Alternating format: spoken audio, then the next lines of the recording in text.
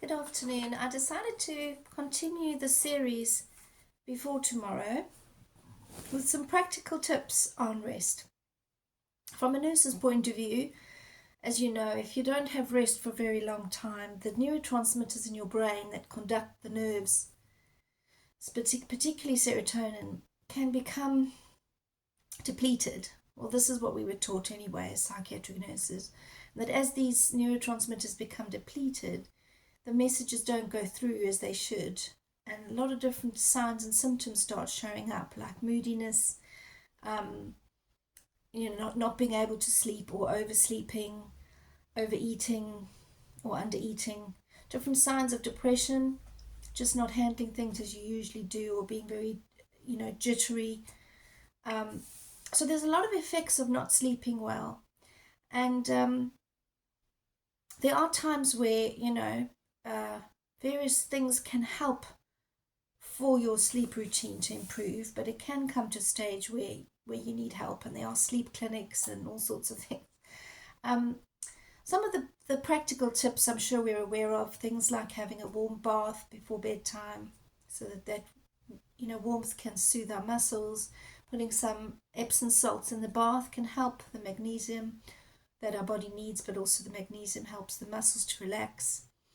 Avoiding caffeine before bedtime, having chamomile tea, trying to go off social media at least an hour before bedtime, just to calm our minds and help our bodies kind of prepare for bedtime. This is particularly important for children with social media or with their gadgets, but also for adults.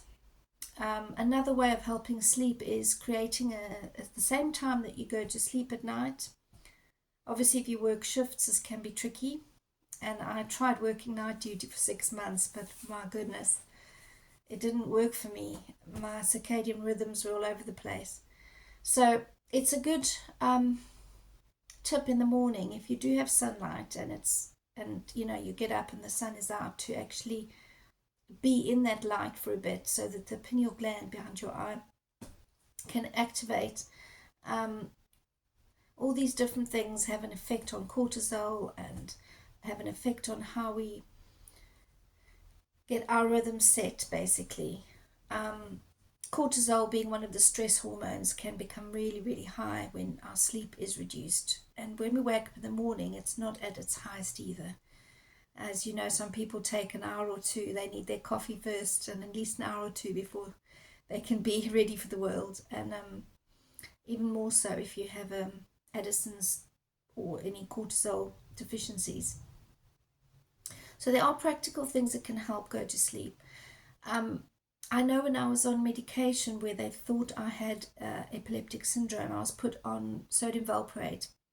My goodness, awful nightmares, and the sleep was just absolutely awful. And I know a lot of the psychiatric medications can affect sleep.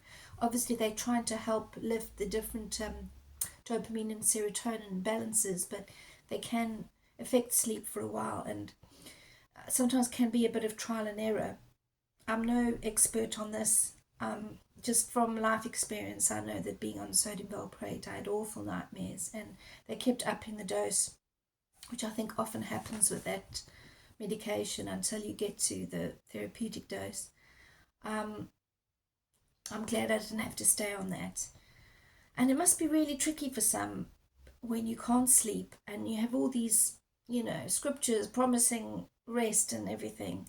But don't feel guilty about it. There are ways and means. Also, having that bit of exercise each day, if you're in a position where you can get out of bed,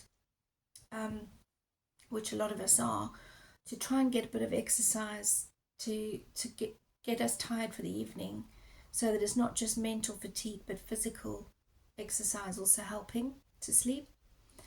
And then I can't really say it on here as I'm not a doctor, but sometimes the sleepy antihistamines can help if it's just a sort of one-off and you really need to fall asleep.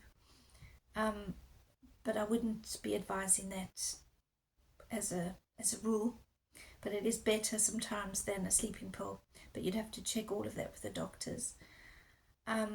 I know that sometimes if you continue for too long without sleep, it can really get into a dangerous place mentally.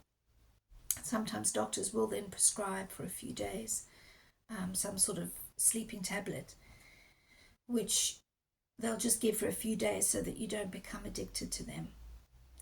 Also, sometimes we're not aware of medication that actually also affects our sleep. So always check with your doctor, because some people are more sensitive to certain drugs, and even vitamin C can cause certain, if you're on a high dose vitamin C, it's not good to take it at night. Certain tablets can, stimulate you and make you not rest well. So do be aware to check all of these as well.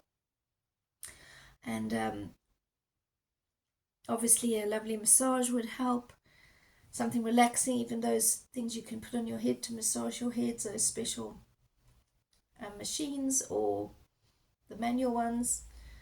But as we know, also, if our mind is at rest about worries, that can help a lot. So sometimes before going to bed, just writing out things that are worrying you, or if you don't have the time and the effort, just saying them out to the Lord, just praying, Lord, what's worrying me?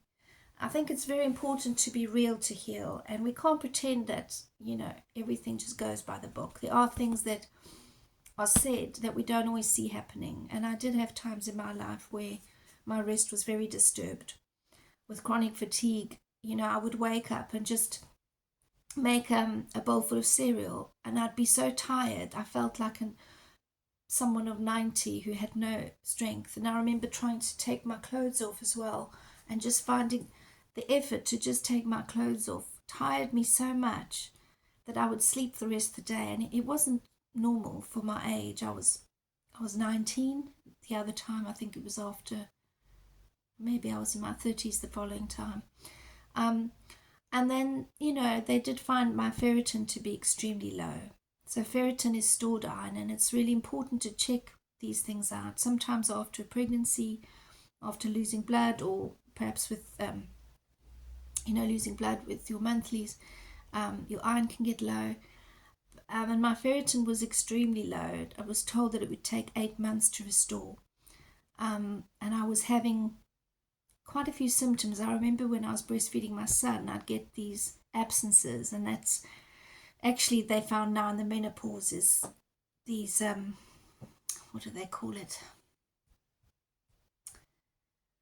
It's a type of migraine, but back then it didn't show as a full migraine. It just showed as like an absence when the hormone fluctuated after breastfeeding.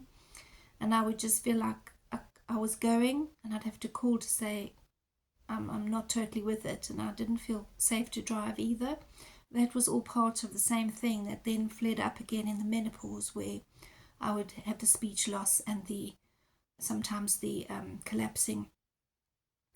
But there is treatment for all of this, and sometimes your brain, having gone through various things, just needs a bit of protective vitamins and good eating and good rest. So I was put on high dose vitamin D, as well as magnesium, which is a very calming vitamin. I was also recommended to have the right amount of vitamin B, which is very good for your nervous system. Obviously, all these things you can get in your diet, but often we don't eat enough of it, or when we're living in this part of the hemisphere, we don't often get enough of the vitamin D from the sun. So yeah, do check with your doctor about some practical things that might help with sleep. Also, when you're recovering from an infection or surgery, sometimes the general anesthetic can really tire you out. And also, as your body's healing and trying to put everything back together, it takes it out of you. So don't be surprised if you're that little bit older and you're finding you're really still tired after surgery. Give yourself a chance to restore, because it's amazing how much actually happens when we rest, how much our bodies are working to restore things. So I hope you find this helpful. And as I said, I'm not claiming anything. I'm just talking from personal experience. So do check everything out with your doctor or nutritionist. Thank you. Bye.